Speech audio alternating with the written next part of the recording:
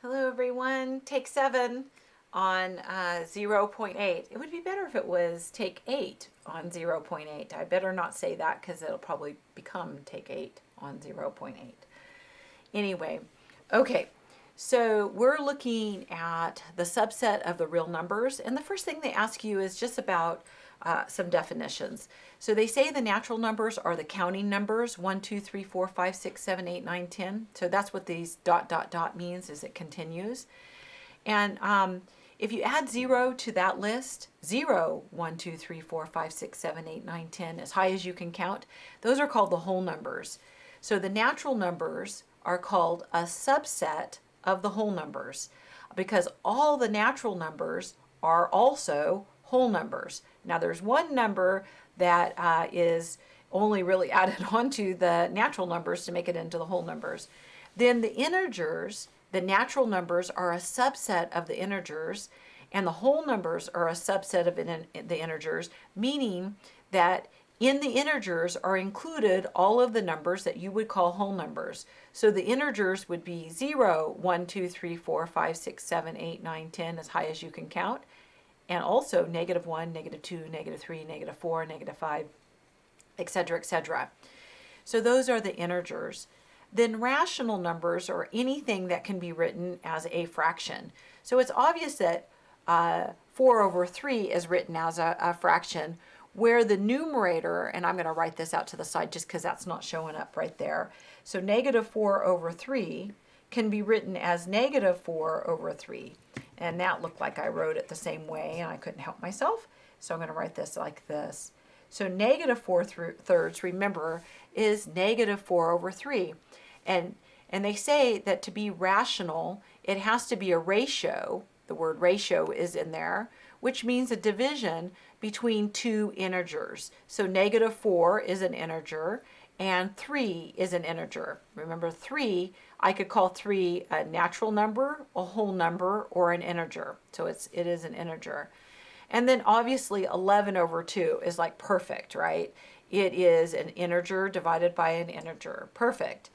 And you might think, well, what about 1.33333? That's what the over bar means. 3 over bar means 33333. 1.3 with an over bar is 1.33333, and it goes on. And so how can that be written as a fraction? Well, 1.3 over bar is equal to 4 over 3. And you can check that on a calculator if you liked. So 4 divided by, I wanted to do the fraction bar. Not that it matters, but 4, this calculator doesn't do it that way. Fraction bar first, 4, downstairs 3. And it tells me, hey, 4 over 3. And I say S to D, make it a decimal. And you see that it's 1.333333333. If you want to go from here to there and not just verify that it's true, come see me in office hours. I'll show you how to do that. It's a bit of algebra. But 1.33333, anything that repeats, can be written as a fraction. And then 3.79,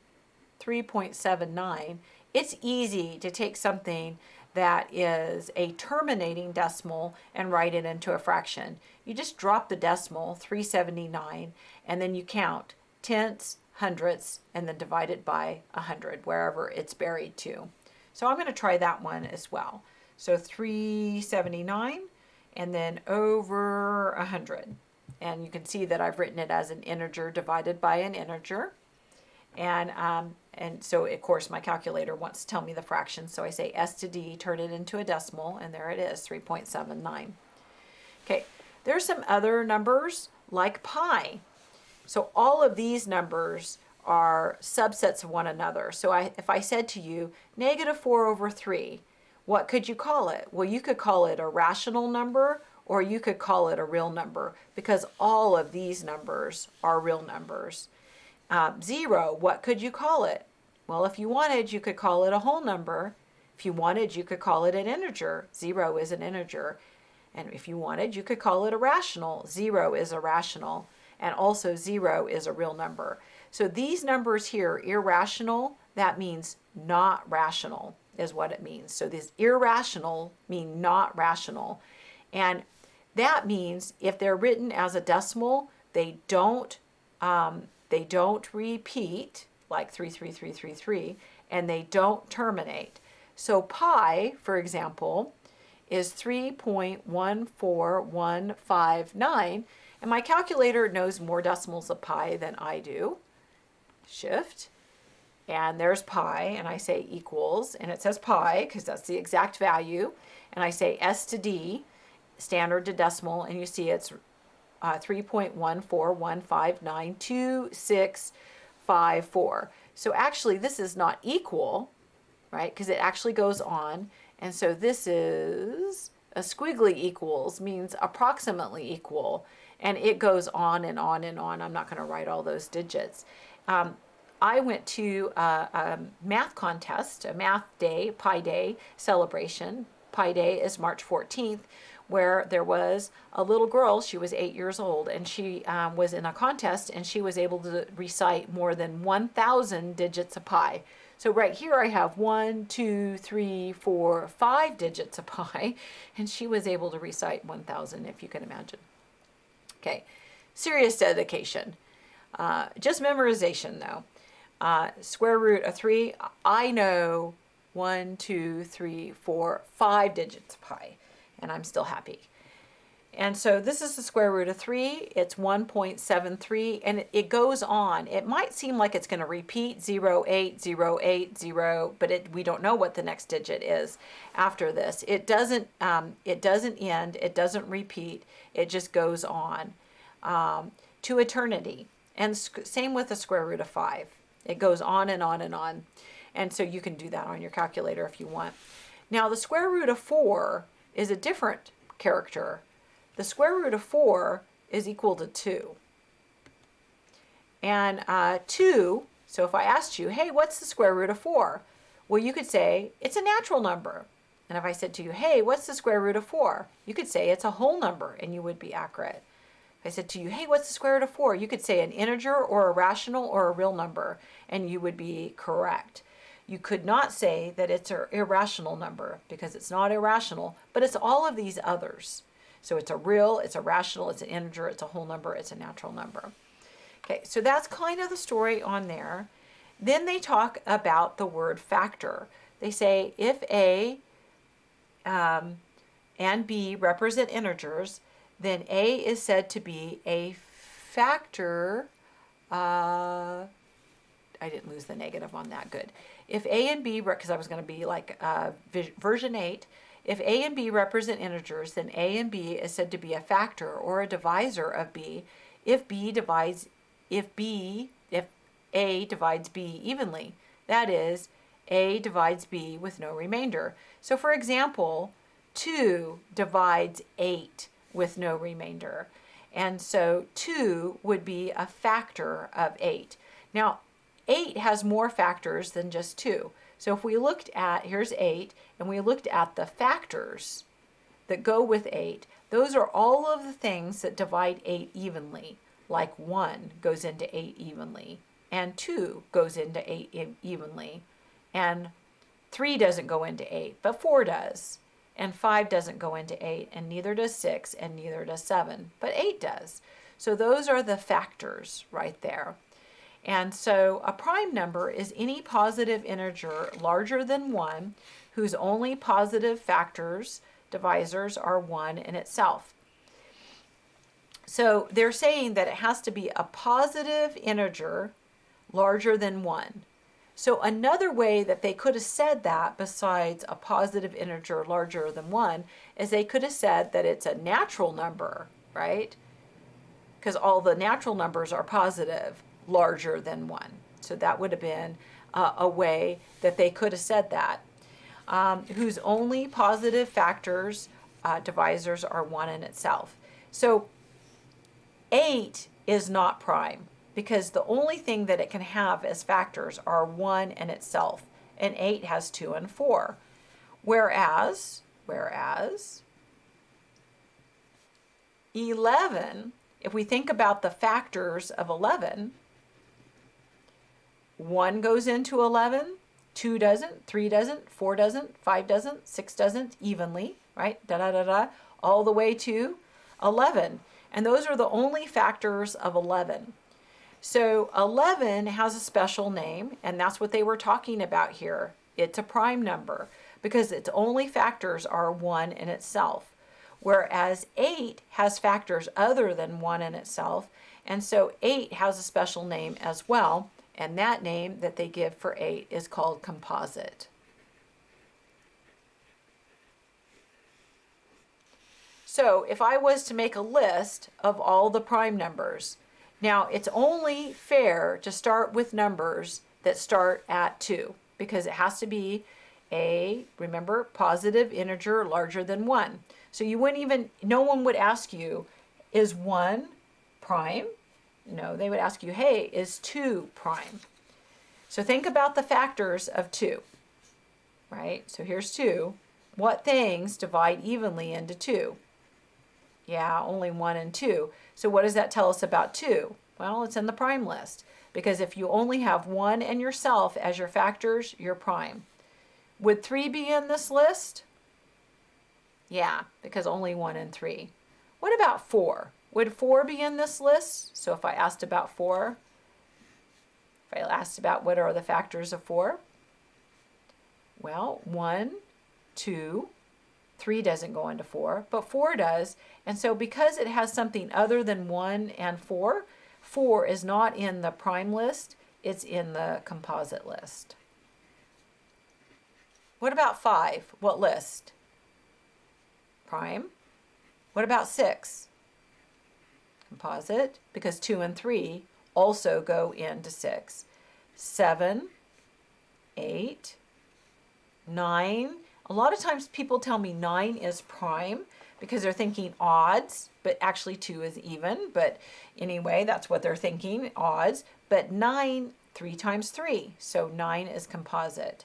10, 11, 12, 13, 14, 15, 16, 17, 18, 19, and so on the primes go. It was thought at one time that we could find the largest prime number, and now people, I think they pretty much have accepted that there isn't a largest prime number. And you might think that no one cares about very large prime numbers, but actually that's how they do encrypting to keep your bank account safe. And when crooks can find that very large prime number, they can get into lots of people's bank accounts. And so, yes, people do care about very large prime numbers. Anyway, so that's that story there. This is only a 2-digit prime number, but they found prime numbers that are 19 digits and even more. And 19 is my favorite number, by the way. And so I'm always talking about 19. Okay, this is problem 20. They're asking me, hey, is this prime or is this composite? They asked 2 questions, and then if it is composite, to factor it completely. So I'm thinking, when I think about the factors of 72, are they only going to be 1 and 72? Are there going to be some other factors that go into 72? And so, like, for example, 2. Does 2 go evenly into 72? And the answer is yes, it does. And how about 3? Does 3 go into 72? Well, actually, yes, it does.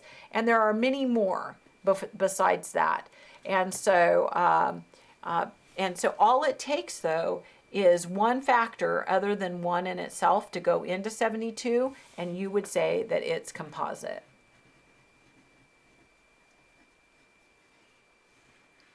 So that's the first question they asked. Then they said that if it's composite, which it was, for us to factor it completely. If it was prime, then we're done with the problem. And so they didn't ask a part 2. It said only if it's composite, then you have to do something more. And so if you prime factor it, that's what factor it completely means. That's another word that you might have heard go with that, prime factor. What that means to prime factor is to try to think of 2 things that multiply together to give 72. And actually, there's quite a few things that multiply together to give 72, and you can use any 2 you want. So if you're saying 2 and 36, you're right. 2 times 36 is 72. And if you're saying 8 and 9, you're right too. So either way, everybody's right on that. If you're saying 3 and I don't know what it is, and it's gotten really late, so I'm going to use my calculator. 3 and 24. 3 times 24 is 72. If you're saying that, you're right too. Use any one you want. So a lot of times I meet students and they want to use 8 and 9. I'm okay with that. You can also use 2 and 36. I'm just going to do it so that you can see that we get the same answer. 8's not prime. Remember, we made a list of primes, and I call these smaller primes the baby primes. I named them myself, just because they're the smaller primes.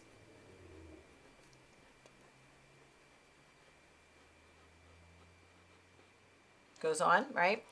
And so you see that 8's not in the list of primes, and neither is 9.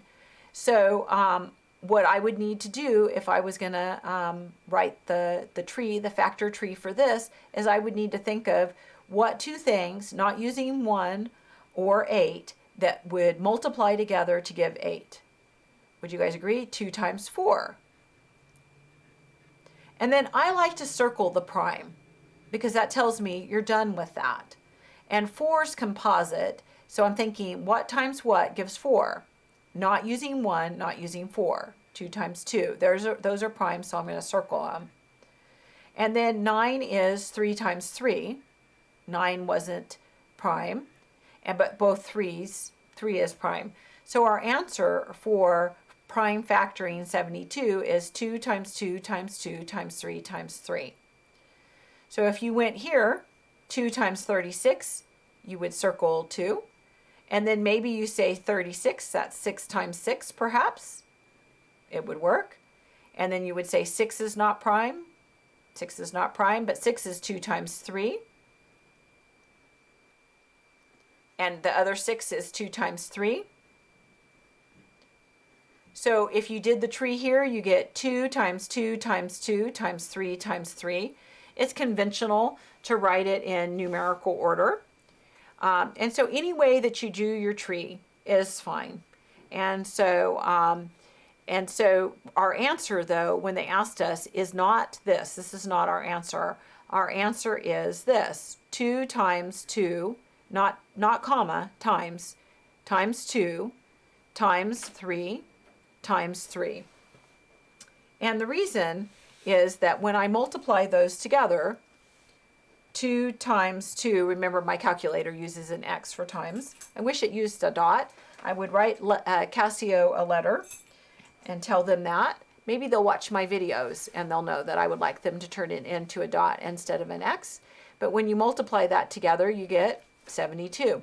If I got something different than 72, which is what I started with, then I would know that I had made a mistake in this. So I'm going to put a box around that. You only want to have prime numbers in this list. So here's my prime numbers. And so sometimes people put 1 in the list. Well, that's not appropriate. And another way that you can write it is by using exponents. Since there are 3 2's, you could write 2 to the third multiplied by 3 to the second. Again, comma is not appropriate. And of course, you can check that. You can verify that on the calculator as well. 2 raised to the third times 3 raised to the second, if I want to put it in that way, or put it in here with a shortcut, and then equals 72. They're both good. One more, my friends. So this is 165. Reduce it. They were asking 165 divided by 385. Reduce it to the lowest terms. Multiple ways of doing it, just like there were more than one way of doing this. And I don't care which way you go. And so when people start saying that, this is what happens a lot in math class. We're not really going to class and communicating with one another. Hopefully in our lab groups, we'll start communicating a little bit with one another. But since we're on Zoom and we're working these problems on Zoom, you don't get other people having a different way of doing it. And then, but I see people fight over that. And so one way of doing it is to prime factor. So, and this was the way I was originally taught. And so 165, I'm trying to think of two things that multiply together to give 165. I know that 2 doesn't go into 165, but I think that 3 does go into 165. The reason is there's a shortcut on 3s. It only works for 3s, but you add the digits 1 plus 6 plus 5, and that gives 12, and 12 is a smaller number, and I know it divides by 3. So I know that 165 divides by 3. You don't have to know that shortcut, but it is something that if you took an arithmetic class, they would show you. It's kind of cool. It only works with 3s. Okay, I admit it. It works with 9 as well. And so this is 3 times 55, and 3's prime. And 55, 3 doesn't go, 2 doesn't go into 55. We knew it wouldn't. 3 doesn't go into 55 because 5 plus 5 is 10, but 5 does. And that special rule of adding them up doesn't work for multiples of 5. The multiple of 5 rule is if it ends in a 0 or a 5. There's all kinds of rules. If you take math for elementary school teachers, you'll get to learn more of those rules. If you take an arithmetic class, you'll get to use more of those rules. So 165 is 3 times 5 times 11. And 385, well, I'm looking at 385 and I'm thinking, well, does 2 go in there? No, because it has to be an even digit to end with in the ones place, where in the ones place is a 5. And does 3 go into 385? And the answer is no, because if you add the digits, you get 16, and 16 is not divisible by 3. Does 5 go in there? Yes, it does. How many times does 5 go in? Because it has to be a 0 or 5 to end, and it is. And 5 goes in, I'm checking with my calculator, 77 times. And 77 is 7 times 11, and both 7 and 11 are prime. So 385 is 5 times 7 times 11. So this is a way of by hand reducing to the lowest, is to prime factor the numerator and prime factor the denominator. And that was actually the first way that I was taught to reduce fractions. I remember the teacher that taught me those. His name was Mr. Crowder. He was the nicest man ever. All math teachers are nice, sweet, and lovable, I have found. I think you probably have found that too. And then 5 divided by 5 is 1. And 11 divided by 11 is 1. And so this reduces to 3 over 7. So that's a way of going, and it works out just Jim Dandy. Okay, so another way of going that you might have used before, and it's perfectly great way of going. So another way, and it's good too,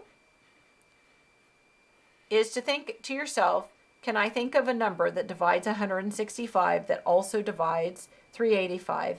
A lot of times when I use this other way, I go to my primes and I say, does 2 divide both of them? Nope. Does 3 divide both of them? Well, 3 divides 165, but doesn't divide 385. How about 5? Does 5 divide both of them? Yep, 5 divides both of them. And then in my thoughts, I would divide, no one ever writes this, the numerator and the denominator by 5. So 165 divided by 5 is 55. And 385 divided by 5 is 77. And I haven't reduced it to lowest terms yet, but I have knocked it down a little bit. I've reduced it a little bit. And now I can continue in that thought. Well, I already had checked 2, and I'd already checked 3, and I just checked 5. So let me check 5 again, because 5 worked. Will it work again? No. How about 7? No, it doesn't go into both of them. It goes in the bottom, but not the top, right? How about 11? Does 11 go into both of them? Yep, 11 goes into both of them. So you can divide that out. No one ever writes that, but you would get 5. 55? This wasn't 55. Oh my goodness gracious. I think I've had too much math today. It is, and this is version, it was version, whatever I said it was, 7. And so I divided that by 5 and I got the wrong answer, and I really, really apologize. I'm going to do it really now. It's 33. And that is 77. Oops, oops, oops. And I can't back it up and I can't redo it because the editing is so treacherous. And so I just have to say, I'm sorry. People make mistakes. I don't know if you've ever made a mistake. Probably not, because you're probably perfect.